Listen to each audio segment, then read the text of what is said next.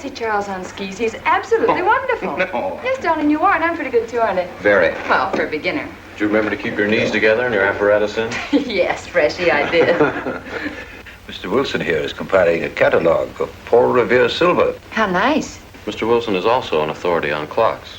Oh, really? That's Charles' hobby, too. Yes, so your brother tells me. I understand you're going to fix the one in the church tower. Well, I may try. Well, that's quite an undertaking. Well, show the kind of a wife I am, I hope he fails. I like Harper just the way it is, even to the clock that doesn't run. Have you been at Harper long, Mr. Wilson? Since Friday, a week ago. Well, you lost today. I patched you up on Friday.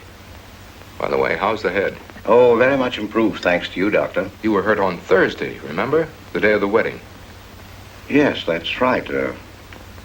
Wednesday, I left Bangor. You were hurt, Mr. Wilson? Oh, nothing serious.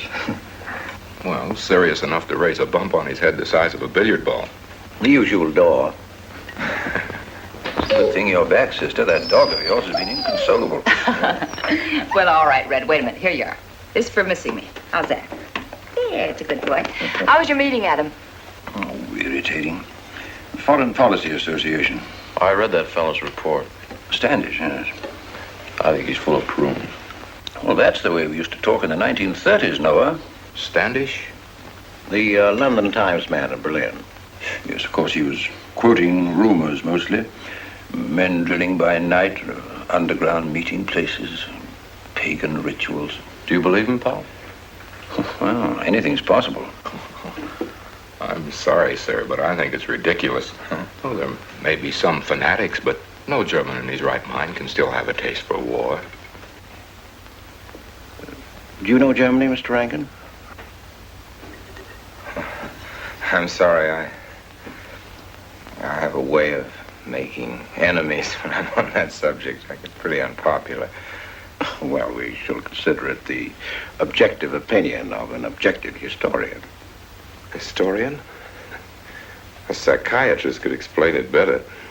The German sees himself as the innocent victim of world envy and hatred conspired against, set upon by inferior peoples, inferior nations.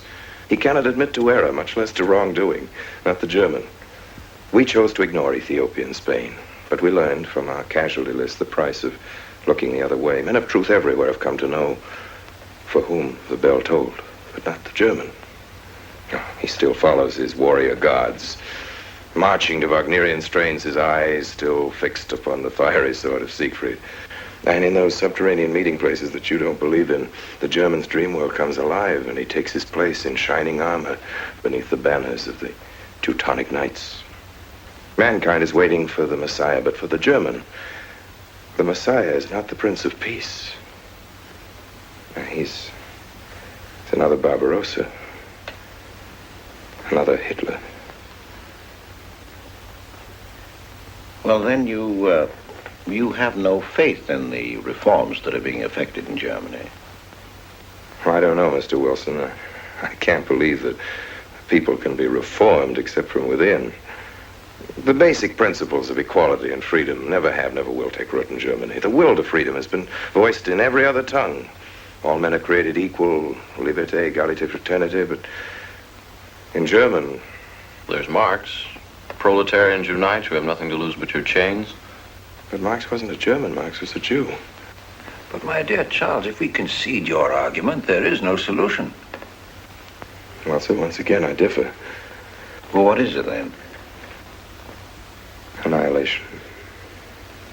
Down to the last babe in arms. Oh, Charles, I can't imagine you're advocating a Carthaginian peace.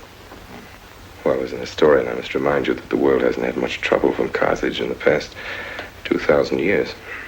Well, there speaks our pedagogue. Speaking of teachers, Mr. Wilson. Yes, yeah. The faculty is coming for tea next Tuesday. If you have nothing better to do, would you like to join us? Well, I'd like to, but my work here is finished. I'm leaving Harper tomorrow.